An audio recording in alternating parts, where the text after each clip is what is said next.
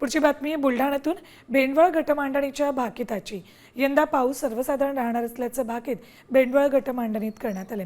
यंदा कापूस आणि तांदळाचं उत्पादन भरपूर होईल तर पिकांवर रोगराईचं संकट असेल, त्यानुसार शेती पिकं सर्वसाधारण राहण्याचा अंदाज वर्तवला। मात्र अवकाळी पावसाचं प्रमाण वाढण्याची शक्यता असल्यानं शेतकऱ्यांना सतर्क राहण्याचा इशाराही दिला।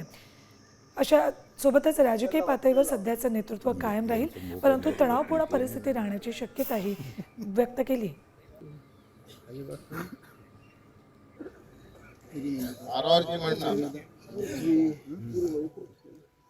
बाराच्या मांडणीत माल असते अशा प्रकारचा त्याला 9 खणं असतात, त्याच्यात माल आणलेला असते, भरलेला असते।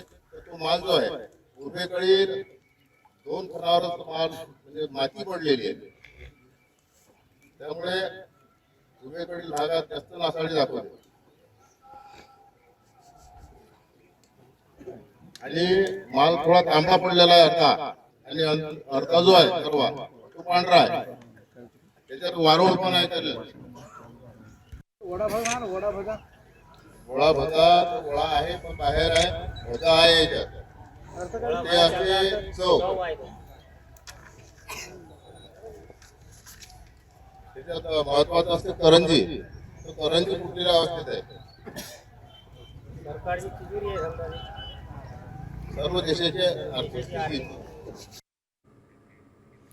तर भेंडवळच्या भाकितासंदर्भात अधिक माहिती देतात आमचे प्रतिनिधी संजय जाधव। बुलढाणा जिल्ह्यातील भेंडवळ येथील 370 वर्षापासून एक भाकीत केले जाते आणि त्या भाकिताच्या आधारावरती शेतकरी आपल्या शेताची पिकाची पेरणी व पाणी कसं राहील असं यावरती अंदाज वर्तवण्यात येतो। त्यामुळे आज ही संपन्न झालेली भेंडवळची मांडणी आज आपण इथे पाहू शकतो की इथं पूर्ण विदर्भातून आणि महाराष्ट्रातून शेतकरी आले, त्यांनी इथलं भाकीत हे इथे वर्तवण्यात आलेलं आहे। यावर्षी शेतातले पिकाचं जे अंदाज वर्तवण्यात आलेला आहे तो सध्या नासाडी म्हणून गेलेला आहे। बरेच पिकं यामध्ये टोकराई राहणार आहे। देशाच्या संदर्भामध्ये सुद्धा तसेच भाकीत वर्तवण्यात आलेले देशाचा राजा कायम आहे, मात्र तणावात राहणार आहे। देशाची आर्थिक स्थिती सुद्धा ढासळलेली राहील। सैन्य जे आहे आपलं सीमा संरक्षण खातं सुद्धा हे कमकुवत असल्याचं यावेळी स्पष्ट झालेलं, त्यामुळे या भाकितावरती आता शेतकऱ्यांच्या आणि देशाचं व सर्व राजकीय आणि आर्थिक स्थिती इथे वर्तवण्यात आलेली हे भाकीत यापुढे असंच राहणार असे वर्तवण्यात आलेलं आहे। कॅमेरामन सुनील मोरे, संजय जाधव, साम टीव्ही, भेंडवळ, बुलढाणा।